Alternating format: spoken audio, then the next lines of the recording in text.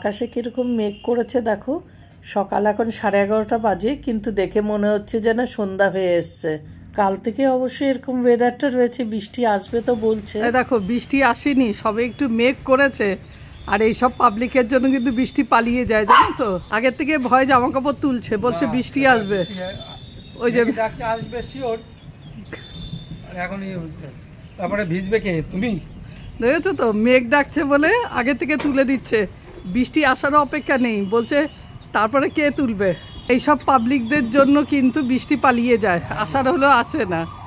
আগে আগে ভয় সব জামা কাপড় তুলে দিচ্ছে, দিয়ে বলছে ভেতরে শুকো দেবো। যাই হোক, জামা কাপড়গুলো তুলে ভালোই করেছে, কারণ আকাশ তো পুরো অন্ধকার হয়ে আসছে। বৃষ্টিটা নামলে সত্যিই ভিজতে হবে, আর তার মধ্যে ঠান্ডাটাও লেগে যাবে। আকাশ যেন আরো অন্ধকার হয়ে আসছে, 1 ফোঁটা 2 ফোঁটা করে বৃষ্টিও শুরু হয়ে গেছে। তোমাদের তো দেখিয়েছিলাম যে কুমড়ো গাছটার আমি এখানে ড্রেনেজ সিস্টেম করিনি। এবার জল যদি পড়ে পুরো এটা ভর্তি হয়ে যাবে, কারণ জল বেরোনোর যেহেতু রাস্তা নেই। হবে হবে, এই তো। আর এই পাশ দিয়ে একটু দিয়ে দেবে, ওইটা দাও। এই পাশে কালো ত্রিপলটা আছে, ওইটার উপর দিয়ে চাপিয়ে দেবে, ব্যাস হয়ে যাবে। যতটা হয়েছে বুঝলো তো। আর একটা ত্রিপল চাপিয়ে দাও। এইখানেও একটা ছেঁড়া ত্রিপল নাকি।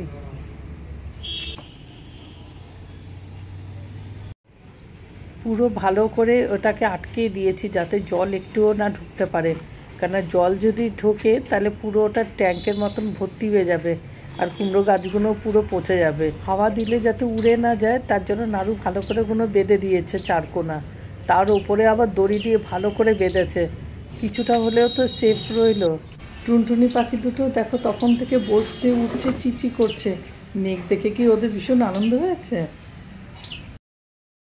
বৃষ্টি আসবে বলে সিমগুলো যে শুকিয়ে গেছে সেগুলোকেও তুলে দিচ্ছে, কারণ বৃষ্টির জল পড়লে ওগুলো নষ্ট হয়ে যাবে। কেন সিমগুলো এমনি শুকিয়েছি, কিছুটা খাওয়ার জন্য আর কিছুটা বীজের জন্য। এবার জল যদি পড়ে ও আর থাকবে না, কেন কবে রোদ উঠবে শুকোবে, তার মধ্যেও নষ্ট হয়ে যাবে। এর আগেও কতগুলো তুলেছিলাম, কিন্তু রেখেছি বিড়ালে নিয়েছে না ইঁদুরে নিয়েছে না কোথায় রেখেছি খুঁজেই পাচ্ছি না। যাই হোক, এতগুলো হয়েছে, এগুলোকে আবার ছাড়িয়ে রেখে দেবো।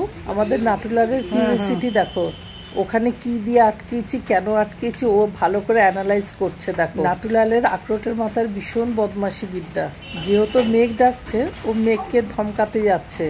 এবার বাজ পড়েছে, বাজ পড়ার পরে দেখো সিম্বাটা কিরকম ভয় পেয়ে গেছে, আর লিওটা ছিল ভেতরে। এতটাই সাহস ওর, ও গেছে বাইরে, মানে ধমকাতে গেছে বাজ পড়েছে কেন, ফ্ল্যাশিং হচ্ছে। আর সিম্বাটা এতটা ভীতু, এটা ভয়ে দৌড়িয়ে চলে এসছে। আর লিওটা ততটাই সাহসী, ও ভেতরে ছিল, বাইরে গেছে ধমকাতে।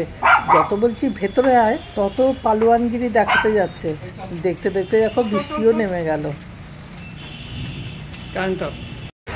ঠিক টাইমেই ভেতরে ঢুকে গেছি। বৃষ্টি কীভাবে জোরে নেমেছে দেখেছো, তার সাথে ঝোড়ো হাওয়াও দিচ্ছে প্রচুর। পুরো দেখো গুদগুদে অন্ধকার হয়ে গেছে। একটা প্লাস্টিক উড়ে এসছে, সেটা আবার দেখছি আমরা দাঁড়িয়ে যে কী উড়ে আসলো। জানলা আটকাতে ভুলে গেছি, চলো বৃষ্টিটাও দেখে আসি আর জানলাটাও আটকাই। ঠেলে নিয়ে চলে আসছে জানলা, এত জোর হাওয়া। ভালোই জোর বৃষ্টিটা হচ্ছে, বলে বৃষ্টির আওয়াজ শুনেছো কত জোর বৃষ্টিটা হচ্ছে।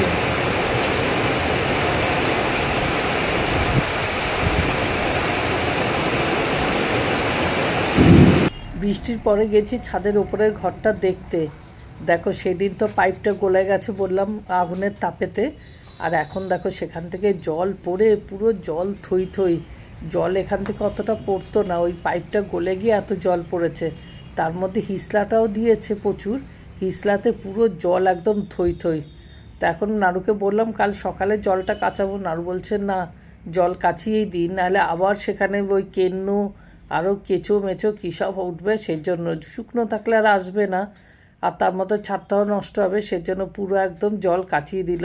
ঠান্ডা দেখে আমার আর জল ঘাটতে ইচ্ছে করলো না। বৃষ্টির মধ্যে বসে থেকেই বা কি করবো, সিমের দানাগুলো ছাড়িয়ে দিই। আমরা সিম্বার কথা বলছি, সবদিকে নজরদারি রাখছে, শুধু এই দিকটা নয়। ও খাটে বসে বসে হচ্ছে নবাব, রাস্তার নবাব। খাটে থাক হয়েছে, নাবিয়া কি করবে, খাটে বসে বসে ও সব কিছু নজরদারি রাখছে। মানে ও দেখাচ্ছে আমি তোমাদের বাড়ির চৌকিদার, খাটে বসে বসে। নিচে বসতে পারি না আমি, কারণ আমি যেহেতু রাস্তায় থাকতাম, তো নিচে বসার অভ্যাসটা। নাড়ুকে যতই টাকা দাও তাও ওর হয় না। টাকা মারে এত, তাও ওর টাকা মারে। কালকে যে মাছের টাকাটা দিলাম, মাছ তো তুমি খাও, আমি মাছ খাই যে আমি দেবো টাকা? এর আগের দিন যে মাছের টাকা দিয়েছিলাম সেই দিন তো মাছও আনেনি, সেটা তো বললে না। হ্যাঁ বাবা, বেকার কথা বলো না, সেদিন তো দিয়েছিলাম মাছের টাকা। আর না, আমার দরকার নেই, মাছ খেও না। আর সব থেকে বড় কথা, সেদিন আমি মাছের টাকা দিয়েছি, সেদিন মাছ আনোনি। আমার অত জানার দরকার নেই, আমি খাই না, অথবা আমার চিন্তা নেই। নিরামিষ খাও, নিরামিষ খেলে শরীর ভালো থাকে। হ্যাঁ, খরচাও আছে, শরীরও ভালো থাকে।